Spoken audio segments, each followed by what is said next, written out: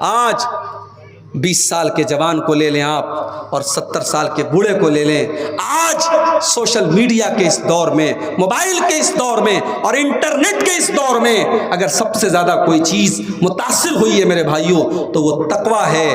آج فیس بک پر آپ ماشاءاللہ دینداری کی باتیں کرتے ہیں، اچھی باتیں کرتے ہیں، آپ فیس بک پر آپ کوئی گندی باتیں نہیں شیئر کرتے ہیں، مگر آپ جب فیس بک چلانے لگتے ہیں، فیس بک پر وہ جو ویڈیوز آتے ہیں چھوٹے چھوٹے ریلز جن کو کہا جاتا ہے، اب ریل آئی، اب آپ دیکھنے لگے، اس میں گانا بجانا بھی آنے لگا، اس میں سیریل بھی آنے لگا، اس میں بےہودہ باتیں بھی آنے لگی، عالم بھی دیکھ رہا ہے، جاہل بھی دیکھ رہا ہے، 20 سال کا نوجوان بھی دیکھ رہا ہے، 70 سال کا بوڑھا بھی دیکھ رہا ہے۔ میرے بھائیوں، آج اگر سب سے زیادہ کسی چیز کی کمی ہے تو اللہ کے تقویٰ کی کمی ہے اور اللہ کے ڈر کی کمی ہے۔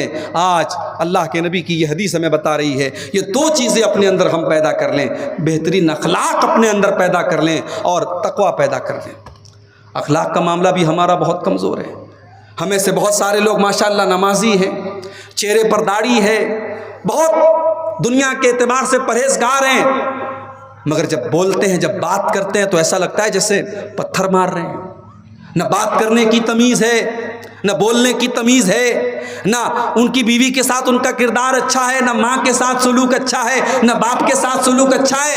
وہ سمجھتے ہیں بس 5 ٹائم کے نمازی ہم بہت بڑے متقی ہو گئے۔ نہیں میرے بھائی، آپ کا اخلاق کیسا ہے، آپ کا ویوہار کیسا ہے، ماں کے لیے آپ کیسے ہیں، باپ کے لیے آپ کیسے ہیں، اولاد کے لیے کیسے ہیں، بھائیوں کے لیے کیسے ہیں، پڑوسیوں کے لیے کیسے ہیں۔ اللہ کے نبی فرماتے ہیں کہ قیامت کے دن اللہ کے ترازو کے اوپر، میزان کے اوپر سب سے بھاری اگر کوئی چیز ہوگی تو انسان کے بہترین اخلاق ہوں گے۔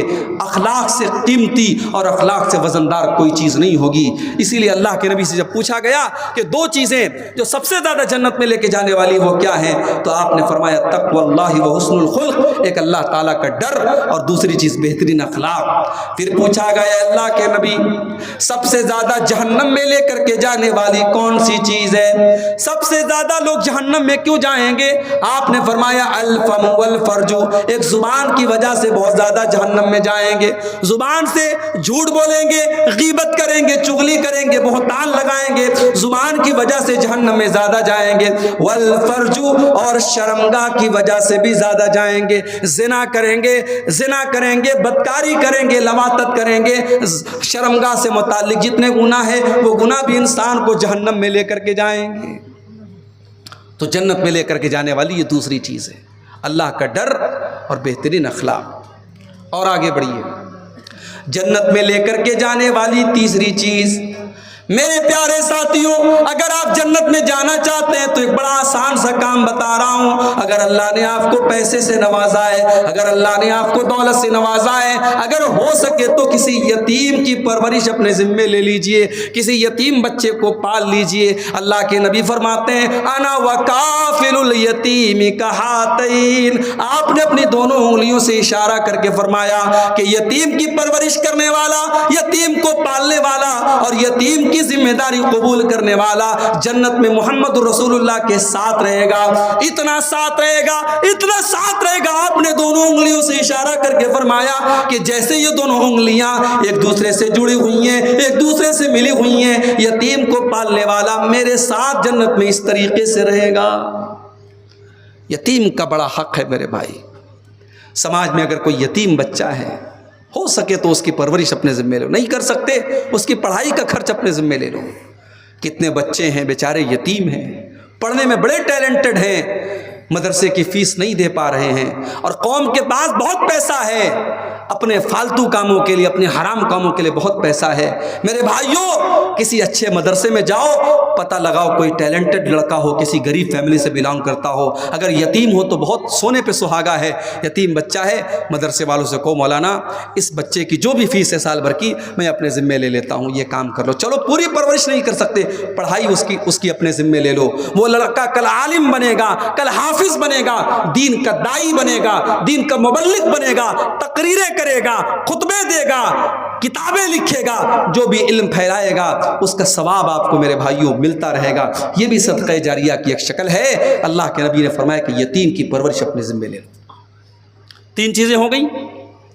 نمبر 4، جنت میں لے کر کے جانے والی چوتھی چیز، یہ بھی بہت آسان کام ہے، بس 2 کام آپ کو کرنا ہے۔ یہ حدیث سنا دیتا ہوں۔ اللہ کے نبی کے ایک صحابی ہیں، ان کا نام ہے ہانی رضی اللہ تعالیٰ عنہ۔ ہانی کہتے ہیں میں اللہ کے رسول کے پاس گیا، میں نے کہا اے اللہ کے نبی مجھے کوئی ایسا عمل بتا دیجئے ما یوجب الجنہ، جو جنت کو واجب کر دے۔ کوئی ایسا کام بتا دیجئے کہ اگر میں وہ کام کروں تو جنت میرے لیے واجب ہو جائے، میں ہر حال میں جنت میں چلا جاؤں۔ اللہ کے نبی نے فرمایا علیک بحسن الکلام وبذل الطعام، اے میرے صحابی تو 2 کام کر لے تو جنت میں چلا جائے گا۔ پہلا کام تو یہ کر لے حسن الکلام، جب تو کلام کرے، جب تو بات چیت کرے، جب تو گفتگو کرے، جب کسی سے کوئی بات کہے تو تیری بات کا انداز اچھا ہو، تیری بات میٹھی ہو، تیرا انداز میٹھا ہو، تیری آواز میں، تیری بات چیت میں مٹھاس ہو، تو کڑے لہجے میں بات نہ کرے، تیری آواز اچھی ہو، تیری بات چیت اچھی ہو۔ آواز کا مطلب یہ نہیں کہ انسان اپنی آواز بدل دے، جو نیچرل آواز ہے وہ آواز میں بات کرے، لیکن بات اس کی صحیح ہو، میٹھی بات ہو، اچھے انداز میں لوگوں سے بات کرے، بدتمیزی سے بات نہ کرے۔ اور دوسری چیز کیا ہے؟ وبذل الطعام، لوگوں کو کھانا کھلاؤ۔ اب لوگوں کو کھانا کھلاؤ میں غریب بھی آ گئے، رشتہ دار بھی آ گئے، مہمان بھی آ گئے۔ آج تو حالات یہ ہو گئے میرے بھائی، گھر میں مہمان آتا ہے، شوہر بیچارہ گھر میں آ کے بیوی سے صرف اتنا کہتا دو لوگ آئے ہیں، تھوڑا کھانا زیادہ بنا دو، بیوی کی پیشانی پر بل پڑ جاتا ہے۔ تم نے مجھ سے پوچھا تھا تم لے کے کیوں چلے آئے؟ بیوی کو 4 روٹی زیادہ بنانی پڑ گئی، کچھ چاول زیادہ بنانے پڑ گئے، کچھ دال زیادہ بنانی پڑ گئی، کچھ گوشت میں اس کو مسالہ زیادہ ڈالنا پڑ گیا، بیوی تیش میں آ گئی، تم نے بغیر مجھ سے پوچھے مہمان کو کیوں بلایا؟ اور ایک نبی کا دور ہے میرے بھائیوں، اللہ کے نبی کے پاس ایک صحابی آتے ہیں، اے اللہ کے نبی بڑا بھوکا ہوں، کھانا کھلا دیجئے۔ آپ نے اپنے گھر میں پوچھوایا، آپ کی تمام بیویوں نے کہا ہمارے پاس تو اپنے کھانے کے لیے، ہم مہمان کو کہاں سے کھلائیں؟ آپ نے صحابہ سے فرمایا کہ اے میرے صحابہ، کون میرے مہمان کو آج رات کھانا کھلائے گا؟ حضرت ابو طلحہ رضی اللہ تعالیٰ عنہ کھڑے ہوئے، اے اللہ کے نبی میں آپ کے مہمان کو کھانا کھلاؤں گا۔ ابھی بیوی سے پوچھا بھی نہیں ہے، ابھی پتہ بھی نہیں لگایا گھر میں آٹا بچا ہے کہ نہیں بچا ہے، چاول بچا ہے کہ نہیں بچا ہے، گوشت کی بوٹی بچی ہے کہ نہیں بچی ہے، کچھ نہیں پوچھا، اللہ کے نبی سے وعدہ کر لیا اے اللہ کے نبی آپ کا مہمان میرا مہمان ہے، میں آپ کے مہمان کو کھانا کھلاؤں گا۔ مہمان کا ہاتھ پکڑا، گھر گئے، دروازہ کھٹکھٹایا، بیوی نے دروازہ کھولا، کہا اے میری بیوی مہمان کو لے کے آیا ہوں، جلدی سے کھانا نکال دے۔ بیوی نے کہا اندر آئیے، بیوی کنارے لے کے گئی، بولی ہے میرے سرتاج آج تو اتنا کھانا ہے کہ اگر بچے کھائیں گے تو ہم نہیں کھا سکتے، ہم کھائیں گے تو بچے نہیں کھا سکتے، وہ کھانا تو ہمارے برابر کبھی کھانا نہیں ہے، آپ تو مہمان کو لے کے چلے آئے، اب بتائیے کیا کریں؟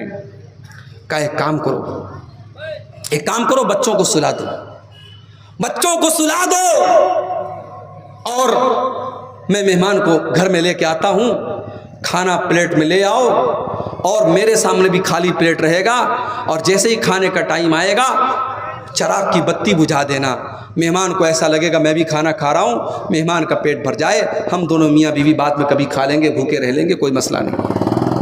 میری پیاری ماں بہنوں، آج چراغ لے کے ڈھونڈو، ایسی بیویاں نہیں ملیں گی، ایسی عورتیں نہیں ملیں گی۔ حضرت ابو طلحہ مہمان کو گھر میں لے کر کے آئے، مہمان کے سامنے کھانا رکھ دیا، اپنے سامنے خالی پلیٹ رکھ دیا، اور چراغ کی بتی کو کھانے کے ٹائم بجھا دیا، اور جھوٹ موٹ اپنا منہ چلانے لگے۔ مہمان سمجھا کہ یہ لوگ بھی کھانا کھا رہے ہیں، مہمان نے پیٹ بھر کے کھانا کھا لیا۔ صبح ہوئی، ابو طلحہ اللہ کے نبی کے پاس آتے ہیں، اللہ کے نبی کہتے ہیں اے ابو طلحہ تم نے اور تمہاری بیوی نے جو کام کیا ہے مجھے اللہ تعالیٰ نے وہ کام بتا دیا ہے، اور اللہ تعالیٰ تم دونوں میاں بیوی کے اس عمل سے بہت خوش ہوا ہے۔ وہ لوگوں، صحابہ کے دور میں اتنی دولت تو نہیں تھی، اتنے بڑے بڑے مکانات تو نہیں تھے، ان کے پاس بڑی بڑی گاڑیاں تو نہیں تھی، مگر صحابہ کے دل بہت بڑے تھے۔ وہ لوگوں اپنے دل کو تھوڑا بڑا کر دو، اگر تمہارے کچھ رشتہ دار آ کر کے تمہارے گھر میں کھانا کھا لیں، کچھ مہمان تمہارے گھر میں آ کے کھانا کھا لیں، اس میں کوئی حرج کی بات نہیں ہے۔ اللہ کے نبی فرماتے ہیں یہ 2 کام جنت میں لے کر کے جانے والا ہے، علیکا بحسن الکلام وبذل الطعام، اپنی گفتگو کو اچھا کر لو اور کھانا کھلایا کرو، یہ 2 کام ایسا ہے جس کی وجہ سے تم کو جنت ملے گی۔ اور آگے بڑھیے، جنت میں لے کر کے جانے والا ایک اور کام ہے، جب دنیا بستر پہ سو رہی ہو یا رات میں کچھ منچلے قسم کے نوجوان موبائل پر کسی کے ساتھ بات چیت میں مگن ہوں، چیٹنگ میں مگن ہوں، یا کچھ لڑکے رات میں بیٹھ کر کے فلمیں دیکھ رہے ہوں، رات کے اس آخری پہر میں اگر اللہ کا کوئی بندہ اٹھ کر کے تہجد کی نماز پڑھتا ہے، قیام اللیل کرتا ہے اور رات کی نماز پڑھتا ہے، تو یہ نماز بھی انسان کو جنت میں لے کر کے جاتی ہے۔ اللہ نے ایسے لوگوں کا تذکرہ کرتے ہوئے سورہ سجدہ کے اندر فرمایا تتجافا جنوبہم عن المضاجع يدعون ربهم خوفا وطمعا۔ میرے نیک بندے تو وہ ہیں، میرے متقی بندے تو وہ ہیں، میرے ڈرنے والے اللہ سے ڈرنے والے بندے تو وہ ہیں جب رات میں دنیا والے آرام سے بستروں پر سوتے رہتے ہیں، وہ بستروں سے الگ ہو کر اللہ کی بارگاہ میں کھڑے ہو کر کے لیٹ کر کے اللہ کی بارگاہ میں سجدے کر کر کے اللہ کو یاد کیا کرتے ہیں۔ وَمِمَّا رَزَقْنَاهُمْ يُنْفِقُونَ، اور ہم نے جو روزی دی اس میں سے وہ خرچ بھی کرتے ہیں۔ تہجد کی نماز یہ بھی انسان کو جنت میں لے کر کے جاتی ہے میرے بھائی۔ اسی لیے اللہ کے رسول جب مدینہ پہنچے، آپ نے مدینہ پہنچنے کے بعد سب سے پہلا پیغام جو لوگوں کو دیا تھا وہ کیا دیا تھا؟ ایھا الناس افشوا السلام واطعموا الطعام وصلوا الارحام وصلوا باللیل والناس نیام تدخلوا الجنۃ بسلام۔ او لوگو، 4 کام کر لو تم جنت میں چلے جاؤ گے۔ افشوا السلام، سلام کو پھیلاؤ، سلام کو بڑھاؤ، سلام کو پھیلاؤ، زیادہ سے زیادہ ایک دوسرے کو سلام کیا کرو، سلام پھیلاؤ۔ اور دوسرا کام واطعموا الطعام، کھانا کھلایا کرو، مہمان کو، غریبوں کو، رشتہ داروں کو خوب کھانا کھلایا کرو۔ وصلوا الارحام، اور رشتوں کو جوڑا کرو۔ وصلوا باللیل والناس نیام، اور جب راتوں میں لوگ بستر پہ سو رہے ہوں اس ٹائم تہجد کی نماز پڑھا کرو، اس ٹائم قیام اللیل کیا کرو۔ وہ لوگوں اتنا کام اگر تم کر لو گے تدخلوا الجنۃ بسلام، تو بڑے آرام سے جنت میں چلے جاؤ گے۔ جنت میں لے کر کے جانے والا ایک اور کام ہے۔ 5 ٹائم کی نماز فرض ہے، 5 ٹائم کی پڑھنا ہے، مگر 2 نمازیں اس میں خاص طور سے ایسی ہیں جو عام طور سے ہماری اور آپ کی چھوٹ جاتی ہے۔ ایک ہے فجر کی نماز جو رات میں ہم سوتے ہیں تو چھوٹ جاتی ہے، اور دوسری عصر کی نماز دوپہر میں آرام کرتے تو چھوٹ جاتی ہے۔